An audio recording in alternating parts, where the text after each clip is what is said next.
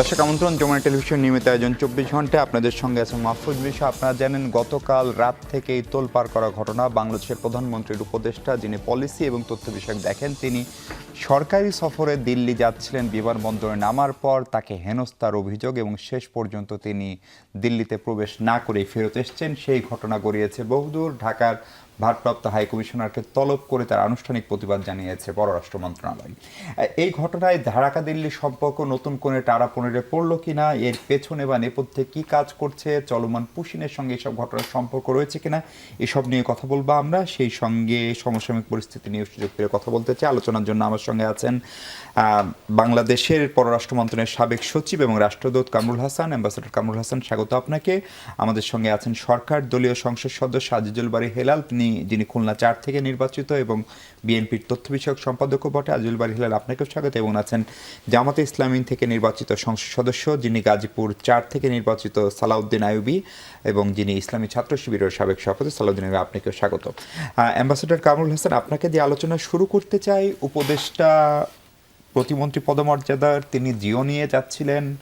শুক্রবারে বাংলাদেশের যে দিল্লির হাইকমিশন আনুষ্ঠানিকভাবে দিল্লির এমইএকে, মিনিস্ট্রি অফ এক্সটার্নাল অ্যাফেয়ার্সকে বিষয়টা অবহিত করে। আমাদের যিনি রাষ্ট্রদূত অ্যাম্বাসেডর রিয়াদ হামিদুল্লাহ, তিনি ফোনে কথা বলেন। তারপরেও একজন উপদেষ্টাকে প্রায় 2.5 থেকে 3 ঘন্টা এয়ারপোর্টে যা হলো, সেইটা আসলে কি বার্তা দেয়? প্রচলিত ধারণা হচ্ছে ডাক্তার জাহেদ এক সময় ইউটিউব চ্যানেলে কথা বলতেন, তার চ্যানেলটি ভারত নিষিদ্ধ করেছিল, সেটাই একমাত্র কারণ, নাকি এর মধ্য দিয়ে কূটনীতি তো আসলে সবসময় একটা রাজনৈতিক বার্তাও দেয়? আপনার বিশ্লেষণ শুনতে চাই। অনেক সময় তো এক ধরনের পরোক্ষ রাজনৈতিক চাপ দেওয়ার জন্য এই ধরনের ঘটনাগুলি ব্যবহার করা হয়, টু গিভ এ মেসেজ। হ্যাঁ, যে we are not happy with your government, we are not happy with your policies, we are not happy with your relations with this and that country, এরকম তো একটা বিষয় থাকে। তো যেটা আমার কাছে খুব খটকা লেগেছে সেটা হলো যে মাননীয় উপদেষ্টা যে ইয়েতে গেলেন, দিল্লিতে গেলেন। সাধারণত এই সমস্ত ভিজিটে আমি নিজেও চাকরিতে থাকার সময় একবার ক্যালকাটাতে গিয়েছি, একবার দিল্লিতে গিয়েছিলাম। তো সবখানে দেখেছি যে আপনার দূতাবাস তাদের পররাষ্ট্র মন্ত্রণালয়কে জানায়, সেইভাবে ভিআইপি রুম দেওয়া হয়। হ্যাঁ, এবং ভিতরে গিয়ে এমবেসি এবং প্রটোকলের লোকাল হোস্ট গভর্নমেন্টের প্রটোকলের লোকরা গিয়ে রিসিভ করে। তো সেখানে যেমন আমরা বিভিন্নভাবে জানতে পেরেছি, সেটা হলো যে তিনি গ্রিন পাসপোর্টে ট্রাভেল করছিলেন। হ্যাঁ, অর্ডিনারি পাসপোর্ট। তারপরে কোনো ভিসা উনি ক্যারি করেন নাই, সার্ক স্টিকার। তো সার্ক স্টিকারের কিন্তু একটা দুর্বলতা আছে, সেটা হলো যে সার্ক স্টিকারটা আপনার যারা ধরেন ব্যবসায়ী, হ্যাঁ, তাদের জন্যই কিন্তু সার্ক স্টিকারটা মূলত চালু করা হয়, অথবা যারা সরকারি কাজে নিয়মিত সার্ক কান্ট্রিগুলিতে যাওয়া আসা করবে, তাদের জন্য এটি ব্যবহার করা হয়। কিন্তু কোনো মন্ত্রী পর্যায়ের লোককে আমি শুনি নাই যে কখনো সার্ক স্টিকার নিয়ে যাওয়া। তো আমি জানি না এই সমস্ত কোনো কনফিউশনের এগুলি কোনো কারণ কিনা, কিন্তু সেটা হওয়ার কথা না। কারণ তার তো জিও ছিল। না, সবচেয়ে বড় কথা হলো যে প্রতিমন্ত্রীকে অবশ্যই ভিআইপি রুম দেওয়া হয়েছে এবং তাকে রিসিভ করার জন্য আমাদের রাষ্ট্রদূত অবশ্যই গেছেন। জি, রাষ্ট্রদূত ছিলেন, সঙ্গে 2 জন সহ। তো পুরো জিনিসটা একটু অস্বাভাবিক না? খুবই অস্বাভাবিক এটা। এখন এই অস্বাভাবিকতাটা কেন? কারণ আপনার নিশ্চয়ই মনে আছে, আজিজুল বারী হেলালও নিশ্চয়ই মনে করতে পারবেন, ভারতের সেনাপ্রধান প্রথম জুলাইয়ের পরে বলেছিলেন যে নির্বাচিত সরকার আসলে সম্পর্ক স্বাভাবিক হবে, এবং সেটার একটা প্রক্রিয়া আমরা দেখলাম। প্রয়াত প্রধানমন্ত্রী বেগম খালেদা জিয়ার জানাজায় উচ্চ পর্যায়ের প্রতিনিধি পাঠানো, আজিজুল বারী হেলাল ভাইরা সরকার হিসেবে যেদিন শপথ নিলেন তার দল, সেদিন তাদের আশা, সেগুলো তো একটা ইতিবাচক বার্তাই দিচ্ছিল। হঠাৎ করে কি এমন হলো? এটা একটা হতে পারে যে এক্সপেকটেশন, তারা হয়তো যেভাবে এই সরকারটাকে চেয়েছিল, হ্যাঁ, তার সাথে হয়তো মিলছে না, এবং সেটা অনেকগুলি কারণ থাকতে পারে। যেমন সরকার ক্ষমতায় আসার পরে যে পদক্ষেপগুলি নেওয়া, হ্যাঁ, তো সেগুলি হয়তো হতে পারে। অসন্তুষ্ট বা অসন্তুষ্ট প্রশ্ন করতে পারে। জি, আজিজুল বারী হেলাল, আপনাকে আমরা যখন আলোচনা করতে থাকবো তখন জি পর্যায়ক্রমে আজিজুল বারী হেলাল, আপনাকে প্রথম যে প্রশ্ন করতে চাই, এই ঘটনাকে ধরেন সরকার আসলে কিভাবে দেখছে? আজকে পররাষ্ট্রমন্ত্রীর সঙ্গে আমার কথা হয়েছে, প্রতিমন্ত্রীর সঙ্গে কথা হয়েছে, তারা বলছেন তারা এটা খুবই ডিসঅ্যাপয়েন্টেড, এটা খুবই মানে একটা নেতিবাচক বার্তা দেয়। হাইকমিশনকে তলবও করা হয়েছে, তলবই কূটনীতিতে আসলে সম্ভবত এখন যা করা যায় তার সর্বোচ্চ পদক্ষেপ। ফলে সেইখান থেকে এই বিষয়টাকে আপনারা কিভাবে নিচ্ছেন, এবং এইটা কি ব্যক্তি ডাক্তার জাহিদ হোসেন যখন যে তিনি সরকারের কেউ ছিলেন না, তখন তিনি তার ইউটিউব চ্যানেল জাহিদ স্টকে যা কথাবার্তা বলতেন সেই চ্যানেলটি ভারত নিষিদ্ধ করেছিল, সেইখান থেকেই তাকে নিষিদ্ধের তালিকায় রাখা, এবং এই প্রায় 4 মাস হতে চলল উনি উপদেষ্টা হিসেবে দায়িত্ব পালন শুরু করেন, তারপরেও সেটি কেন আপনারা তার নামটি সেখান থেকে উইথড্র করাতে পারলেন না? দেখুন, আপনি যে কাহিনীটা বললেন এইটার উত্তর আমি দিতে, একটা ব্যক্তি জাহিদুর রহমান এখন আর ব্যক্তি নেই, বাংলাদেশের প্রতিনিধি হিসাবে সেখানে গিয়েছিলেন এবং একটা সরকারি সফর ছিল, ইন্ডিয়ান ওশান রিম অ্যাসোসিয়েশন এখানে গিয়েছিলেন, এবং সে তার ডিপ্লোম্যাটিক পাসপোর্ট কিন্তু এখনো সরকারের কাছ থেকে নেয়নি।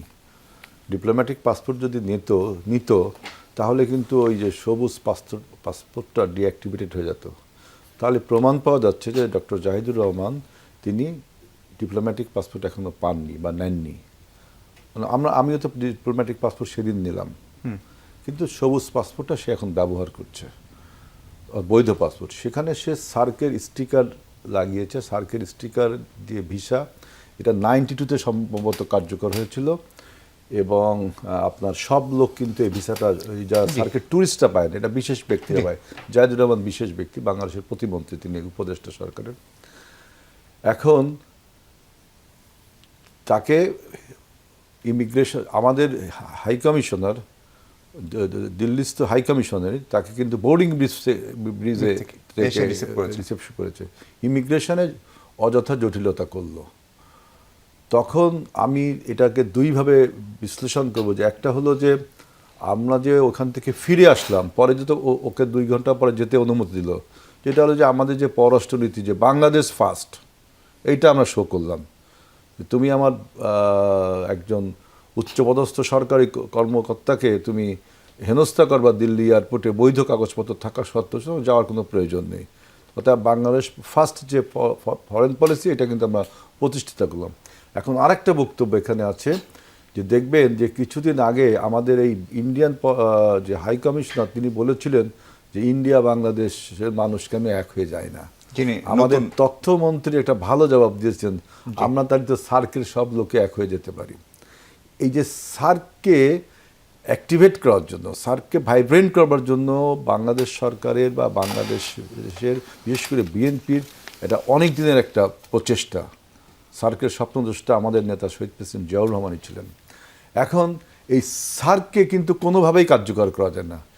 আমার মনে হয় যে আপনি বলছেন যে ব্যক্তি জাহিদের উপর আক্রোশটা না, আমার মনে হয় সার্কের স্টিকার লাগিয়েছে, তিনি কেন ইন্ডিয়ান ভিসা নিয়ে আসছেন না, সার্কের স্টিকার নিলেন কেন, এটা আমার অনুমান থেকে বলছি, যে সার্কের পরে যে অ্যানোয়েন্সি যে আপনার ইন্ডিয়ান গভর্নমেন্টের, এটা একটা কারণ হতে পারে।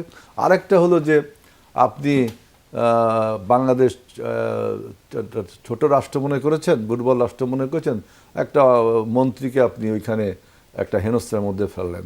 সুতরাং আমরা যে জিনিসটা করলাম, যে বাংলাদেশ ফার্স্ট, আমরা তাকে অ্যাভয়েড করে আমরা ফিরে আসলাম, এটাই আমার বক্তব্য, যে আপনার দিল্লির সরকার সেখানে বাংলাদেশের একজন সরকারের সাথে যে বিহেভটা করলো, আমরাও তার প্রত্যুত্তর দিয়েছি, আমরাও না যে ফিরে আসলাম। আমাদের পররাষ্ট্রমন্ত্রী বা মন্ত্রণালয় থেকে রিগ্রেটফুল বলা হয়েছে এই জিনিসটাকে, মন্ত্রী তলব করে, এগুলো কূটনীতিক অ্যাক্টিভিটিগুলো থাকবেই। কিন্তু আমরা যেটা দেখিয়েছি, যে আমরাই যে বাংলাদেশের স্বার্থকে বিবেচনা করি, সেটা গতকালকে দিল্লিতে দেখলেন। এবং যারা বলার চেষ্টা করেন যে কি this government is Indian biased government, তাদেরও একটা উচিত জবাব কিন্তু কালকে দেওয়া হয়েছে। আমার মনে হয় আমার বক্তব্য আপনি বুঝতে পেরেছেন। পরিষ্কার। এমপি মহোদয় সালাউদ্দিন আইয়ুবী, তার মানে উপদেষ্টাকে হেনস্থার মধ্য দিয়ে এই জিনিসটা প্রমাণিত হলো যে বিএনপি সরকার ইন্ডিয়া ব্যাকড না, যেটা আজিজুল বারী হেলাল বায়াসড না, মানে ইন্ডিয়ার প্রতি তাদের বাড়তি কোনো ভালোবাসা, দরদ বা সমর্থন নেই। এই বক্তব্যের সঙ্গে আপনি কতখানি একমত? এবং সার্ক আরেকটা বিষয়। দ্বিতীয় বিষয়টা হচ্ছে পার্লামেন্টে আজকে আপনাদের একজন সংসদ সদস্য ঢাকার, তিনি 300 বিধিতে এটি নিয়ে কথা বলতে চেয়েছিলেন, যেটা সংসদের বিধির সঙ্গে সাংঘর্ষিক, কিন্তু পার্লামেন্টে এটি নিয়ে কথা বলার আর কোনো সুযোগ থাকলো কিনা? ধন্যবাদ। আমি শেষের প্রশ্নটা প্রথম উত্তর দিই। দেখুন, শুধু এই ইস্যু নয়, গত কয়েক মাস যাবতই ইন্ডিয়া এবং বর্ডার কেন্দ্রিক বেশ কিছু ইস্যু, বর্ডার নিয়ে আমি আলাদাভাবে আলাপ করব, হ্যাঁ, ওইটার সাথে পার্লামেন্টের সাথে সম্পর্কিত কয়েকটা ঘোষণা চলে আসছিল, যে কারণে সংসদে কথা বলার যে কতগুলো বিধি রয়েছে, 72, 71 বিধি, 142 বিধি, সবগুলোতেই এই বাংলাদেশ ইন্ডিয়া রিলেশন এবং বর্ডার নিয়ে কথা বলার জন্য নোটিশ দেওয়া হয়েছে, অ্যাকসেপ্ট হয়নি। পরবর্তীতে মানে যেটা খুব ইনফ্লুয়েন্সিয়াল বিধি, সেটা হলো 147, যেখানে 5 জন এমপির স্বাক্ষর প্রয়োজন হয় এটা জমা দিতে, সেটা জমা দেওয়া হয় গত পরশুদিন। জমা দেওয়ার প্রেক্ষিতে গতকালকের কার্যসূচিতে বলা হয় যে এটা আলোচনা হবে। আলোচনার যিনি করবেন, অর্থাৎ যিনি নোটিশ উপস্থাপন করেছেন, তাকে ফোন করে জানানো হয় সংসদ সচিবালয় থেকে, এবং বলা হয় যে আপনার উত্তর দেওয়ার জন্য স্বরাষ্ট্র মন্ত্রণালয়কে এই চিঠি পাঠানো হয়েছে। কিন্তু রহস্যজনকভাবে সংসদ শুরু হওয়ার 1 ঘন্টা আগে সেই সংসদ সদস্যকে ফোন করে বলা হয় স্বরাষ্ট্র মন্ত্রণালয়ের আগ্রহের ঘাটতি থাকায় এই বিষয়ে আজকে আলোচনা হচ্ছে না। পরবর্তীতে পয়েন্ট অফ অর্ডারে দাঁড়িয়ে দিনের কার্যসূচি থেকে গতকাল এটা বাদ দেওয়া হয়, এবং কার্যসূচি শুরু হওয়ার ঠিক পূর্বেই পয়েন্ট অফ অর্ডারে দাঁড়িয়ে স্পিকারের অনুমতি নিয়ে আবার তিনি প্রশ্ন করেন যে আমি যে সুযোগ চেয়েছিলাম আপনি সুযোগ দিয়েছিলেন, কী কারণে বাতিল হয়েছে আমি কারণটা জানতে চাই, কবে আবার আলোচনার সুযোগ দেওয়া হবে সেটা জানতে চাই। এর 3 মিনিট পরে মাননীয় স্বরাষ্ট্রমন্ত্রী 300 বিধিতে বক্তব্য দিয়েছেন, এবং প্রায় আধা ঘন্টা তিনি কথা বলেছেন। তিনি কিন্তু সেই প্রশ্নের উত্তর দেননি, এবং পরবর্তী সুযোগের কোনো প্রসঙ্গ তিনি টানার চেষ্টা করেননি। অনেকটা মানে এই বিষয়টা এড়িয়ে যাওয়ার চেষ্টা করেছেন বলা যায়। সুতরাং এই ইস্যুতে, অন্তত ভারত বাংলাদেশ সম্পর্কের ইস্যুতে, সরকার বিরোধী দলের সাথে কথা বলতে চায়, সুযোগ দিতে চায়, সংসদের আলোচনা করতে চায়, এখন পর্যন্ত আমার কাছে মনে হচ্ছে না। জামাতে ইসলামী চেষ্টা করবে, কিন্তু কতটুকু সুযোগ দিবে এটা এখন পর্যন্ত আসলে বলাটা মুশকিল। দ্বিতীয় যে ইস্যু, ডক্টর জাহেদ সাহেব, আমি তো মনে করি যে ডক্টর জাহেদ সাহেব সেখানে কিছুটা নিগৃহীত হয়েছেন, ডিসঅনার্ড হয়েছেন আমি বলবো। এই যে হলেন, এটা আমি মনে করি বাংলাদেশকেই ডিসঅনার করা হয়েছে, বাংলাদেশকে এক ধরনের আমি মনে করি তাচ্ছিল্য করা হয়েছে। এইটা বাংলাদেশ সরকারের আমি মনে করি এক ধরনের ব্যর্থতা। কয়েকটা জায়গাতে আমি একটু চিন্তা করি। একটা হলো যে আমার কাছে মনে হয়েছে খুব চুপিসারে এই সফরটা করার চেষ্টা করা হয়েছে। মানে একজন প্রতিমন্ত্রী তিনি ডিপ্লোম্যাটিক পাসপোর্ট কেন ধারণ করবেন না, এটা আমি মনে করি যে একেবারেই মানে সুষ্ঠু চিন্তার বিষয় নয়। একই সাথে একজন ভারত বাংলাদেশ সম্পর্কটা এখন এমন এক পর্যায়ে আছে যে এই মুহূর্তে পৃথিবীর যে কোনো দেশের চেয়ে বাংলাদেশের সাথে ভারতের সম্পর্ক খুব সেন্সিটিভ সিচুয়েশনে আছে। এই সিচুয়েশনে বাংলাদেশ থেকে কোনো পদস্থ ব্যক্তি, বিশেষ করে মন্ত্রী প্রতিমন্ত্রী পর্যায়ের কোনো ব্যক্তি যাওয়ার আগে যেই ধরনের উত্তেজনা বাংলাদেশে বা আলোচনা বাংলাদেশে হওয়ার দরকার ছিল, কথা ছিল, সেটা কিন্তু ডক্টর জাহেদ সেখানে যাওয়ার আগে আমরা জানতেই পারিনি। আসলে উনি বাধাগ্রস্ত হওয়ার পরে এখানে এসে জানতে পারলাম। এই কারণে আমি বলছি যে এটা কেউ যেন আসলে সরব যাত্রা ছিল না বা চুপিসারে যাত্রা ছিল। দ্বিতীয় যেটা ইন্টারন্যাশনাল কনফারেন্স, যাই হোক, কিন্তু আমি ইন্টারন্যাশনাল কনফারেন্সে অংশগ্রহণ করেছি একাধিক দেশে। হ্যাঁ, আমার কমিউনিটিতে বেশ ভালোভাবে জানানোর পরে এটাই হয়। সোশ্যাল মিডিয়া আছে নানা কারণে, উনি নিজেও একজন বেশ ভালো ইনফ্লুয়েন্সার বলা যায় আর কি।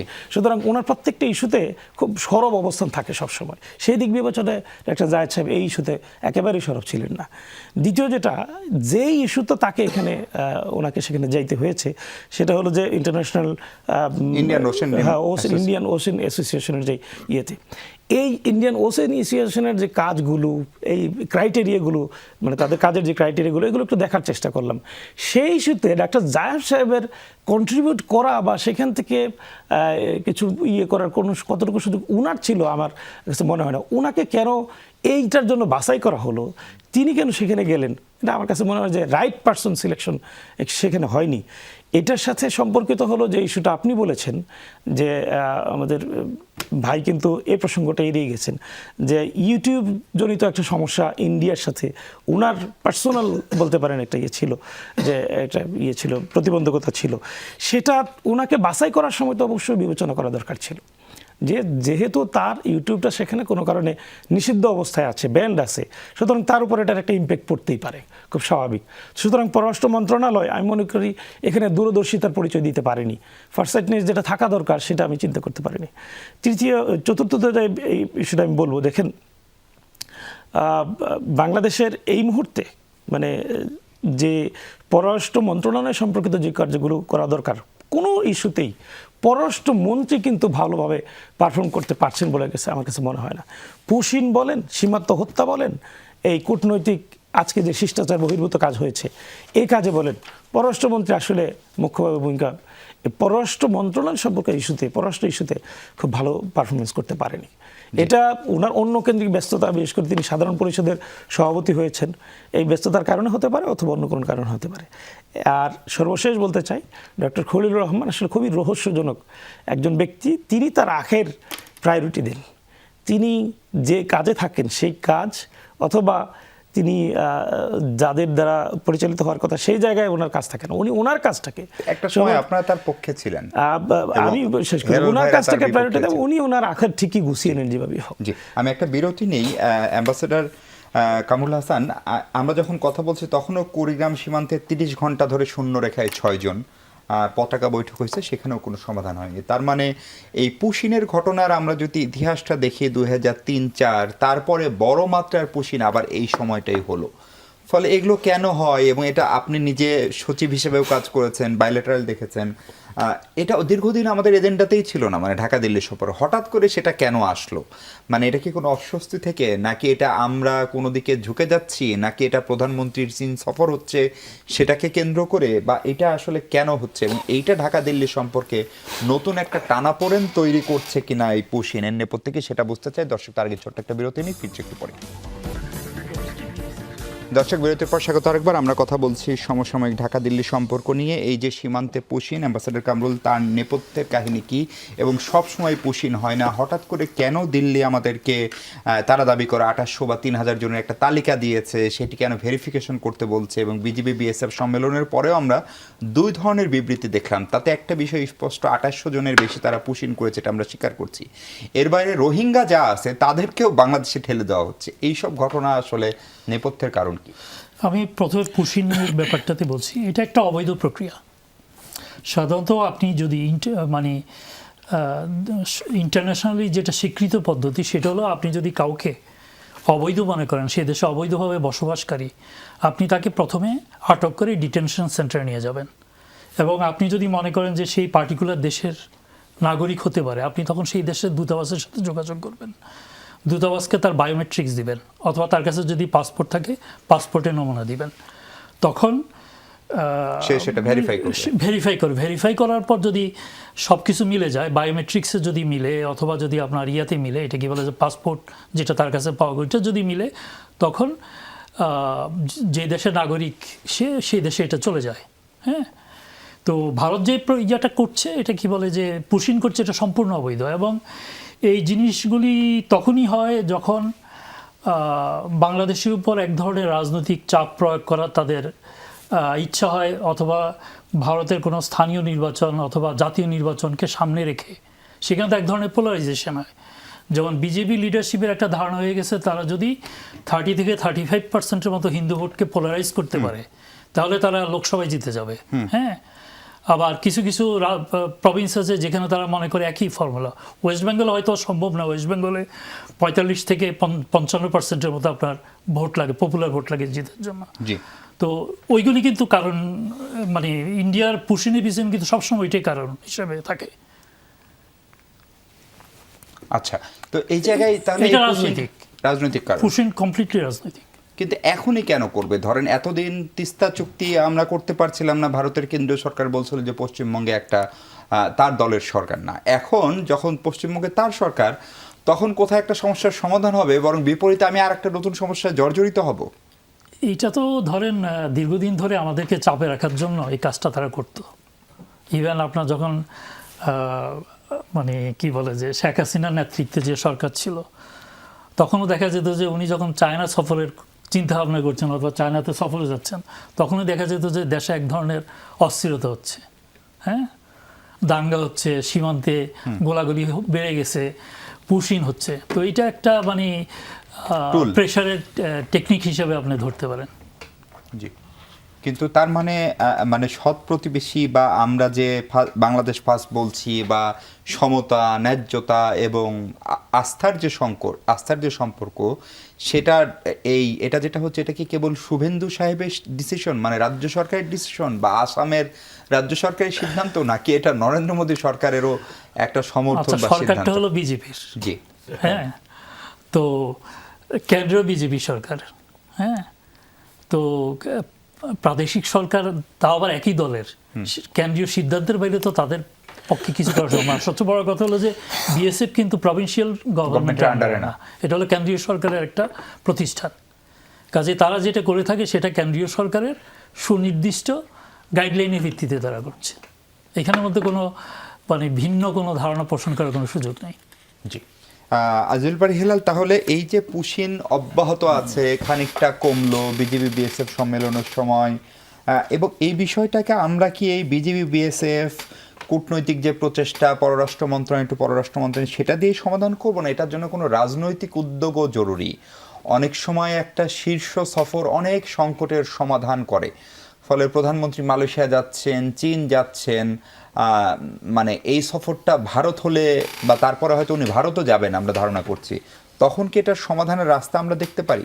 দেখেন, এই পুশিন ইস্যুটা কিন্তু নতুন না। সে রাজীব গান্ধীর আমল থেকে আমি শুনতেছি আসামের লোককে পুশিন করা হচ্ছে, সেখান থেকে শুরু হলো কাঁটাতারের বেড়া দেওয়া।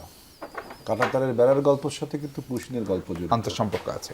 জি, ওই তখন থেকেই সমস্যা আমাদের দেশে বিরাজমান।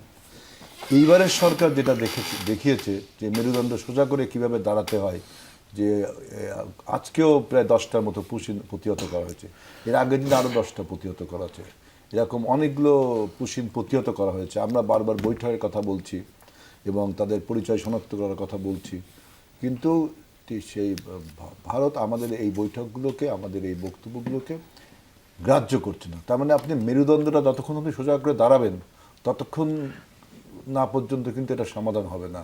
হ্যাঁ, ডিপ্লোম্যাটিক রিলেশনে সমাপ্ত হয়, রাজনৈতিক আলোচনায় সমাপ্ত হয়, এগুলো সত্য কথা, কিন্তু আপনি যেটা বলছেন যে সাবসার্ভিয়েন্ট হইতে হবে, যেটা বলার চেষ্টা করা হচ্ছে অনেক সময়, আপনাদের বক্তব্য আমি যেটা বুঝে আসছি, সাবসার্ভিয়েন্ট হতে হবে, তারপরে পুশিন সমস্যা থামবে, তাই তো আর মেরুদণ্ডটা সোজা করে দাঁড়াতে পারলেন না।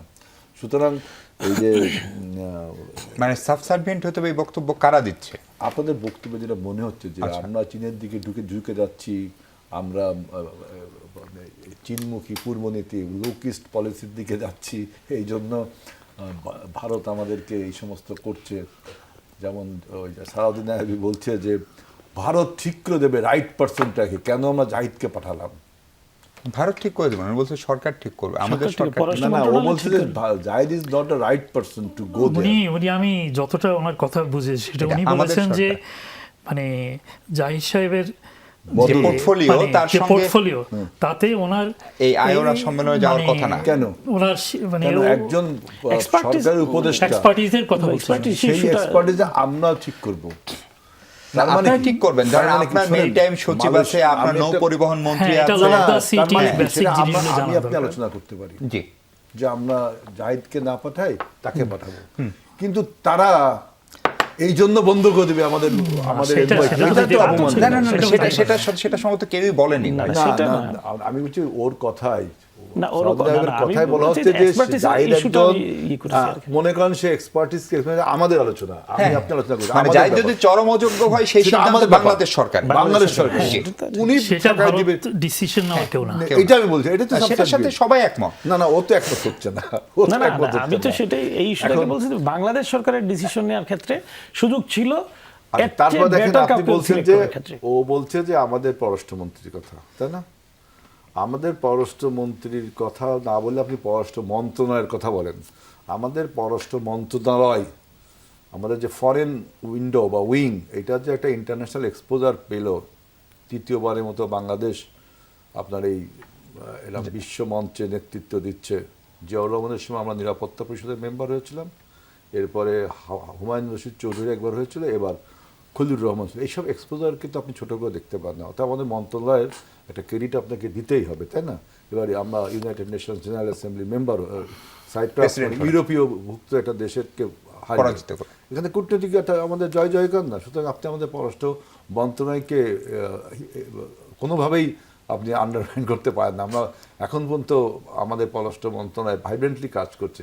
এখন ভারত ওইখানে যে আমাদের একজন উপদেষ্টাকে তার ইমিগ্রেশনে ঠেকিয়ে দিল, এটা আমাদের ব্যর্থতার কী হলো আমি এটা বুঝলাম না।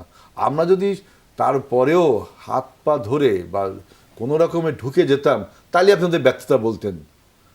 আমাদের সেখানে গাছটা বজায় রাখছি না। পুশিন কবে বন্ধ হবে আজিল ভাই হেলাল? পুশ-ইন কবে বন্ধ হবে? দেখেন, পুশ-ইন আমরা তো পুশ ব্যাক করব, পুশ-ইন করছে ওরা মানে এটা কন্টিনিউ করবে। আমি তো বললাম দুইটা সলিউশন, একটা হলো তাদের আন্তর্জাতিক আইনের প্রতি যদি শ্রদ্ধা থাকে তাহলে সেটা আপনার বন্ধ হবে। আর একটা হলো বাংলাদেশকে তার ওই আবার সে ব্যাকবোন, তাকে ব্যাকবোনটা এই যে এখন যেমন পুশিং ঠেকিয়ে দেওয়া হচ্ছে, এরকম কিন্তু আমি আগে কখনো দেখিনি। এখনও ফ্ল্যাগ, ওই যে একটা দেখলাম একজন ভারতীয় সোলজার বিএসএফ বলছে যে গুলি করে দেবো, বাংলাদেশের সোলজার বলছে আমরাও কিন্তু গুলি বহন করি। অর্থাৎ ব্যাকবোনটা বাংলাদেশ সোজা করে দাঁড়াচ্ছে। একটা মৌলিক পরিবর্তন কিন্তু আসছে। এই সময় যদি জামাতে ইসলামের নেতৃবৃন্দ এই ধরনের বক্তৃতা দেয়, তাহলে আসলে আপনাদেরকে সেই মানে আপনারা কি মানে রাম রাখেন না, কি আছে না, ঘর রাখেন না কুল রাখেন, সাম রাখেন না কুল রাখেন, কোন দিকে যাবেন আপনারা? তো কোনো মানে কখনো দেখি ভারতের তৈলমর্দন করেন, আবার ভারতের বিরুদ্ধে বক্তব্য দেন। আমরা যেখানে মেরুদণ্ডটা সোজা করে দাঁড়াচ্ছি, আপনাদেরও উচিত হবে অন্তত বাংলাদেশের স্বার্থে আমাদের এই উদ্যোগটাকে আপনাকে স্বাগত জানানো। আপনি বলছেন পররাষ্ট্র মন্ত্রণালয়ের ব্যর্থতা, জাহিদ কেন যাবে? আরে ভাই, জাহিদ ধরলাম যে আমাদের মতে তিনি একজন এক্সপার্টিস না, সেটাকে ও ঠিক করবে, আমি ঠিক করবো সেটা, আমার ঠিক করে তাকেই পাঠাইছি। আপনি আমাদের সংসদে আলোচনা, আর সংসদে যেটা বললেন যে এই বিষয়টা আলোচনা হবে না, এটা ঠিক না। আজকে পয়েন্ট অফ অর্ডারে দাঁড়িয়ে শাহজাহান ভাই তো, তাই না, শাহজাহান ভাই তো বললো, তখন স্পিকার বলছে যে বাজেট আলোচনায় এক পয়েন্ট অফ অর্ডার হয় না। এখন ওনারা যে নোটিশটা দিয়েছে, নিশ্চয়ই এটা পরে আলোচনা হবে। স্বরাষ্ট্রমন্ত্রী দাঁড়াইছে কখন?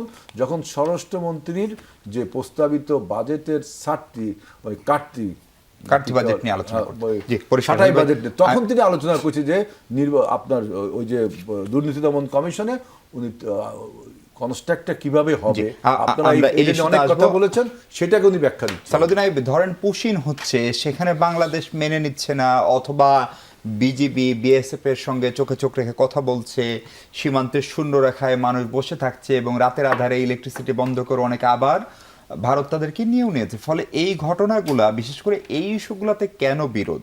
আমরা সারা পৃথিবীতেই দেখছি এরকম জাতীয় ইস্যুতে সব রাজনৈতিক দলের একটা ঐক্যমত থাকতে হয়। ফলে আমরা যদি এখানে ডিভাইডেড হয়, সেই বার্তা ভারত বলেন, মিয়ানমার বলেন, নেপাল বলেন, কারোর জন্যই পাওয়া এই যুগে খুব কঠিন কিছু না। ফলে সেই জায়গাটায় কেন আপনার ঐক্যবদ্ধ হচ্ছেন? আপনার দীর্ঘদিন বহু ইস্যুতে একসঙ্গে ছিলেন। জি, ধন্যবাদ আপনাকে। দেখুন, প্রথমত হলো এই যে পুশ-ইন ঠেকিয়ে দেওয়ার কাজটি, এটা করতে গিয়ে সেখানে যে জনগণ ঐক্যবদ্ধ হয়েছে, সেখানে যাই দেখবেন কোনো দল নাই। আওয়ামী লীগ, বিএনপি, জামাত, জাতীয় পার্টি সবাই মিলে সেখানে অংশগ্রহণ করেছে। বাংলাদেশকে তারা তার অবস্থানে ধরে রাখতে সহযোগিতা করছে। সুতরাং দেশের জনগণ কিন্তু ঐক্যবদ্ধ আছে। আর আমরা এই ইস্যুতে ঐক্যবদ্ধ নই, এটা বলার এখনো সময় আমি আসছে বলে মনে করি। আওয়ামী লীগকে কি এই প্রশ্নে ঐক্যবদ্ধ বলছেন? না, আওয়ামী লীগ বলতে সেখানে যদি থাকে, আওয়ামী লীগ ঐক্যবদ্ধ বলছেন মানে কেউ থাকে সেখানে, মানে কোনো দল এখানে কেউ দেখছে বলে আমার কাছে মনে হয় না। সেখানে সবাই মিলে একসাথে করছেন। আর আমরা এই ইস্যুতে ঐক্যবদ্ধ নই, এটা বলার এখনো সময় আসেনি। তবে যেহেতু সরকার সংসদে আমাদেরকে কথা বলার সুযোগ দেয়নি, সুতরাং আমাদের তো এই ইস্যুতে কথা বলতে হবে। কথা বলার জন্য আমাদেরকে রাজপথ বেছে নিতে হয়েছে। আমরা গত কয়েকদিনে সীমান্তের কয়েকটা জেলায় সমাবেশ করেছি, মিছিল করেছি, প্রতিবাদ করেছি। একই সাথে আবার আজকে শাহবাগে এটার প্রতিবাদে বক্তব্য, সমাবেশ এবং মিছিল হয়েছে। কিন্তু প্রকারান্তরে আমরা দেখলাম সংসদেও আমাদেরকে কথা বলতে দেওয়া হয়নি। ইভেন স্বরাষ্ট্রমন্ত্রী গতকালকেও 300 বিধিতে আধা ঘন্টা কথা বলেছে, সেখানেও কথা বলেনি, আজকেও সুযোগ পেয়েছে কথা বলেনি। এবং বিভিন্ন সময় প্রধানমন্ত্রী বিভিন্ন জায়গায় অনুষ্ঠান করছেন, এই ইস্যুতে কোনো কথা বলতে দেখা যায় না। কিন্তু এটা কি ঠিক হলো? আজকে সুযোগ পাইছে মানে আজকে তো স্বরাষ্ট্রমন্ত্রীকে থামিয়ে দিল স্পিকার যে আপনি, আমি বলছি ভাই গতকালকে তো 300 বিধিতে বক্তব্য দিয়েছে, গতকালকে তো 300 বিধিতে দীর্ঘক্ষণ বক্তব্য দিয়েছে, তখন কিন্তু কথা বলেননি, তখন তাকেই প্রশ্ন করা হয়েছিল, তিনি উত্তর দেননি। এমন আমি যেটা বলছি, বাইরে প্রধানমন্ত্রী বিভিন্ন অনুষ্ঠানে কথা বলছেন, সেখানেও তো কথা বলতে পারেন। বুশেনের ইস্যুকে, সীমান্ত হত্যার ইস্যুতে কথা বলতে পারেন, কিন্তু তারা কিন্তু কথা বলছেন না। এখানে আমি মনে করি কয়েকটা টেকনিক্যাল ইস্যু, মানে সব ইস্যুতে প্রধানমন্ত্রী কেন কথা বলতে হবে? তাহলে তার পররাষ্ট্রমন্ত্রী, স্বরাষ্ট্রমন্ত্রী, পররাষ্ট্রমন্ত্রীও তো বলতে পারেন, কিন্তু পররাষ্ট্রমন্ত্রীকে বলেছেন, পররাষ্ট্রমন্ত্রী বলেন ভেরি রিগ্রেটফুল, এটা বলছেন পররাষ্ট্র প্রতিমন্ত্রী বলেন, হুমায়ুন কবির কথা বলেন, হ্যাঁ ওনারা কথা বলছেন। পররাষ্ট্রমন্ত্রী আজকে সংসদেই ছিলেন, কোনো কথা বলেনি তিনি। ওনারা তো কিছু হইলেই 300 বিধিতে বক্তব্য দেয়, তিনি আজকে চাইলে 300 বিধিতে বক্তব্য দিতে পারতেন, সেটা সুযোগ মন্ত্রীর জন্য ছিল। গতকালকে দিয়েছে তো ভাই, গতকালকে 300 বিধিতে কে দিছে? স্বরাষ্ট্রমন্ত্রী দিয়েছে। স্বরাষ্ট্রমন্ত্রী 300 বিধিতে বক্তব্য দিছিল যে তোমার ওইটা যেটা তিনি বলে ধর্ষণের ঘটনা, না বেনজির আহমেদের ইস্যুটা, ওটা তো 300 ওই শিবিরের একজন ধর্ষণ করছে, ওই যে সুতরাং আজকে চাইলে পররাষ্ট্রমন্ত্রী দিতে পারতেন ওইটা আর এইটা। কিন্তু আজকে তো বাজেটের, গতকালকে ছিল বাজেট বক্তৃতা, আজকে ছিল ছাঁটাই বাজেট। আপনারা যেগুলো বলছেন দুজন মাননীয় সংসদ সদস্য, আপনারা ল মেকার, আপনারা আইনের ফাঁকফোকরের কথা বলছেন বা বিধির ফাঁকফোকরের কথা বলছেন, কিন্তু এইটা তো আসলে রাজনৈতিক সদিচ্ছার প্রশ্ন। সালাউদ্দিন আইয়ুব, আপনার কাছে কি এটি মনে হয় যে প্রধানমন্ত্রী তারেক রহমান যদি এইসব ইস্যুতে ভারতের প্রধানমন্ত্রী নরেন্দ্র মোদীর সঙ্গে একটা ফোন কলও করেন, তাহলে এত প্রচেষ্টা চাইতে সেটা বেশি কার্যকরী হতে পারে? এইটা নিঃসন্দেহে দেখুন, মানে এখানে একজন কূটনীতিক রয়েছেন, ওনারা ভালো বলতে পারবেন। কিন্তু যে কোনো ইস্যু নিয়ে আমি মানে ক্যাম্পাসে ছাত্র সংগঠন করেছি, ছাত্র সংগঠনে দেখা যায় তো খুব হাড্ডাহাড্ডি অবস্থা। এমনকি আরও কিছু খুব টুকটাক ইস্যু ছিল, যেমন আমরা যে হলে ছিলাম পার্শ্ববর্তী হলের সাথে কেমন যেন একটা বৈরিসাপ ছিল, কিন্তু এই হলে থেকেও ওই হলের কিছু বন্ধুর সাথে এত ভালো সম্পর্ক সবসময় থাকতো, যেটা কোনো সিচুয়েশন হলে ওই দুই বন্ধু মিলে এটা সেটেল করা যাইতো। এরকম প্রত্যেকটা ইস্যুতে আপনাদের ভারতে এরকম বন্ধু নাই, আপনারা কেন সেটেল করছেন? মানে আমি বললাম যে কোনো সরকারের সেটা থাকা উচিত, সেটা সরকারের থাকা উচিত। টায়ার 1 টায়ার 2 অথবা ট্র্যাক 1 ট্র্যাক 2 সিস্টেম থাকা উচিত। ট্র্যাক 2টা কিন্তু স্বীকৃত একটা পদ্ধতি। হ্যাঁ, ট্র্যাক 2 সিস্টেম মানে কেউ সারফেস লেভেলে কেউ দেখবে না, হয়তো বৈরী ভাবটাই দেখতে থাকবে, বাট সিচুয়েশন খুব যখন টেন্স সিচুয়েশনে চলে যাবে তখন ট্র্যাক 2টা এখানে ইমপ্লিমেন্ট করে এটাকে এক্সিকিউশনে যাওয়ার সুযোগ থাকবে। কিন্তু এটাও আসলে এখন পর্যন্ত সরকার কতটুকু করতে পেরেছে বা করছে, এটা জায়গায় আমি এটা থেকে একটু লিড নিয়ে বলি। সেটা হলো যে আসলে ডোমেস্টিক মানে আভ্যন্তরীণ রাজনীতিতে সরকার এবং বিরোধী দলের মধ্যে ব্যাপক মতপার্থক্য থাকতে পারে, কিন্তু পররাষ্ট্রনীতির প্রশ্নে প্রধান দলগুলির একটা বেসিক কমন আন্ডারস্ট্যান্ডিং থাকতে হবে। হ্যাঁ, কিন্তু আমরা মানে বাংলাদেশের বলা যায় যে আমাদের বোঝার বয়স থেকে আমরা দেখছি যে মানে একে হলো যে আমাদের কোনো স্বচ্ছ পররাষ্ট্রনীতি নাই, দ্বিতীয়ত হলো যে আমাদের মূল রাজনৈতিক দলগুলির মধ্যে কোনো ঐক্যমত নেই, যেটা আমাদের এখন অপরিহার্য হয়ে পড়ছে, যেটা আমাদের আশপাশের দেশগুলোতেও আছে। এখানে আমি একটা বিরতিতে যাই, এই সম্পর্কের টানাপোড়েন কিভাবে কাটাবো, আমরা কি শুধু সমস্যা নিয়ে কথা বলবো নাকি সমাধানের পথ খুঁজবো, সেই প্রশ্নে কথা বলবো দর্শক। তার আগে আবার বিরতি নিচ্ছি। দর্শক আরেকবার স্বাগত 24 ঘন্টায়। বাংলাদেশ ভারত সম্পর্কের এই টানাপোড়েন থেকে আমরা কিভাবে বের হবো কামরুল হাসান? মানে উপায়টা কি, রাস্তাটা কি? আমাদের তো আইয়ুবী সাহেব অলরেডি বললেন, সেটা হলো যে রাষ্ট্রীয় পর্যায়ে আমাদের যথেষ্ট টানাপোড়েন আছে, সেটা দৃশ্যমান। বাংলাদেশে কোন সরকার ক্ষমতায় থাকবে, হ্যাঁ, সেটার ভিত্তিতে ভারত যদি দ্বিপাক্ষিক সম্পর্ক যদি নির্ধারণ করে, তাহলে এটা তো খুব দুঃখজনক ব্যাপার। এবং এটা আমার মনে হয় যে এটা সারা দুনিয়াতে কোনো প্রচলিত পদ্ধতিও না, স্বীকৃত কোনো পদ্ধতিও না। তো ভারতের বিভিন্ন রকমের মানে তাদের রাজনীতিতে তারা বিভিন্ন রকম কার্ড প্লে করে। হ্যাঁ, যেমন পাকিস্তানের সাথে তারা এক ধরনের কার্ড প্লে করে, শ্রীলঙ্কার সাথে এক ধরনের, নেপালের সাথে এক ধরনের, আমাদের সাথে এক ধরনের। তো আমাদের সাথে যে জিনিসগুলি হয়, যেমন আপনার অনেক সময় দেখা যায় যে সেটা তারা তাদের ডোমেস্টিক পলিটিক্যাল কম্পালশন থেকে করে। যেমন এক সামনে মানে যে আসামের নির্বাচনের সময় অথবা এখনও আসামের চিফ মিনিস্টার যেটা বলছেন সেটা হলো যে হিন্দু ভোটগুলিকে পোলারাইজ করা দরকার। তো হিন্দু ভোটগুলিকে পোলারাইজ করার জন্য প্রথমে কি করলেন, তিনি বাঙালিদেরকে ভাগ করলেন, মুসলমান বাঙালি, হিন্দু বাঙালি। হ্যাঁ, তারপর চেষ্টা হলো যে মুসলমানদের মধ্যে কে কে বাংলায় কথা বলে, হ্যাঁ কে কে বাংলায় কথা বলে না।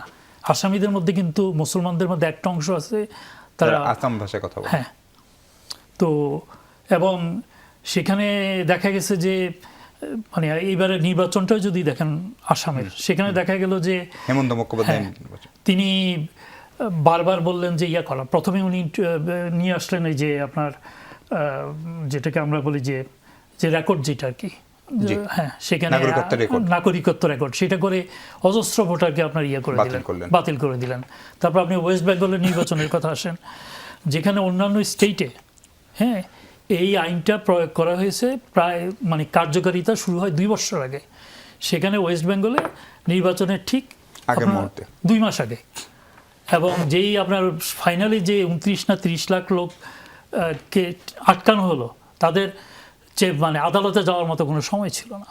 হ্যাঁ, তো তাদের কিন্তু প্রায় বিশেষ করে বাঙালি বিরোধিতা, বাঙালি মানে বাংলাদেশ শিক্ষা দাও, মুসলমানকে ইয়া করা, এটাকেই বলে যে মেইন স্ট্রিম থেকে সরিয়ে দেওয়া, প্রত্যেকটার পিছনে কিন্তু আপনার নির্বাচন, যে নির্বাচনে জিততে হবে। নির্বাচনে জিততে হলে মানে এক ধরনের মানে কমিউনাল পোলারাইজেশন করতে হবে, এবং সেই কমিউনাল পোলারাইজেশন হলে আমি যেটা আগেও বলেছিলাম যে অধিকাংশ রাজ্যে 30 থেকে 35% হিন্দু ভোট পোলারাইজ করলে মানে ভারতের অভ্যন্তরীণ রাজনীতির রেষারেষির শিকার হচ্ছি আমরা, তাহলে এটির আপাতত সমাধানের কোনো পথ নাই।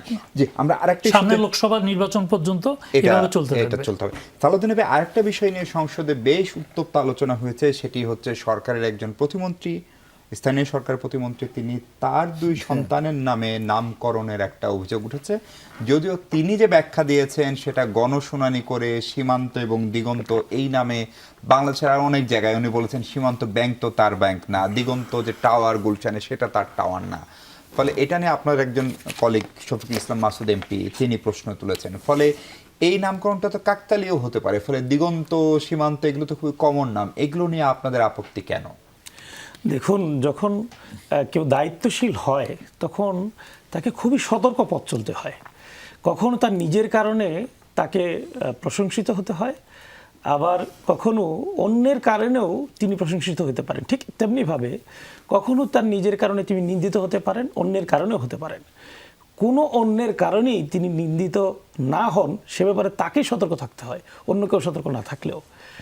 যিনি মীর শাহ আলম বলেছেন কাকতালীয় হোক, অন্য কেউ করুক, কিন্তু এরকম ঘটনার মধ্যে দিয়ে তিনি যে প্রশ্নের সম্মুখীন হতে পারেন সেই সতর্কতা তার থাকা উচিত। তিনি সেই সতর্ক কতটুকু ছিলেন এই প্রশ্নটা কিন্তু থেকেই যায়। আর আপনি বাংলাদেশের প্রেক্ষিতে এটা কি বলতে পারবেন যে কেউ তার সন্তানের নামে, কেউ বাবার নামে কোনো নামকরণ করে নাই? আমরা দেখেছি যে নামকরণ পরিবর্তন করতে গিয়ে হাজার হাজার কোটি টাকা খরচ করা হয়েছে, নষ্ট করা হয়েছে। এই ইন্টারিম গভর্নমেন্ট এসে যে কয়টা বিল নিয়ে এসেছে, আমার মনে আছে প্রথম যেদিন সংসদ শুরু হলো সেই দিনই আমার সংসদের ছোট্ট একটা ডেস্ক থাকে প্রত্যেক সংসদ সদস্যের জন্য, ডেস্কে বিশাল বড় একটা স্তূপ দেওয়া হলো। 133টি বিলের যে ইয়ের মধ্যে 119টার মতো বিলের পেপার দেওয়া হলো। আমি চিন্তা করলাম যে এতগুলো কি, দেখি যে ম্যাক্সিমাম হলো ওই ইন্টারিম গভর্নমেন্ট এসে আগের সরকারের সব নাম পরিবর্তনের ই করেছে। আমি চিন্তা করে দেখলাম যে তাহলে কত টাকা খরচ হয়েছে এটার পিছনে। বিজি প্রেস কতদিন এই কারণে ব্যস্ত ছিল।